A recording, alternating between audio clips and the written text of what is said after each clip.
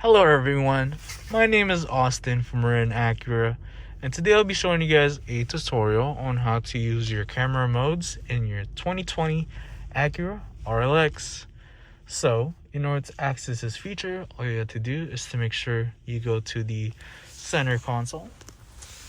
And once you get to the center console, you're going to have it on the very right hand side. It says camera. So we're going to click on it right now, and it's going to pop up right here on the top screen. So first things first, let me get started.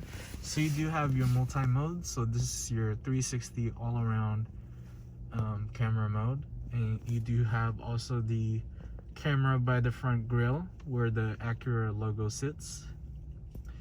And then right here you got your wide angle mode, of course, and your side-by-side angle.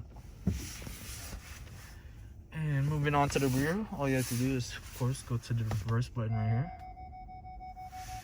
So you can see, you have all your sensors working right now. You got your different camera modes as I'm pressing.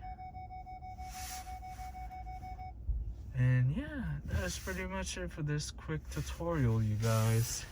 My name is Austin from Acura, and thank you guys for watching.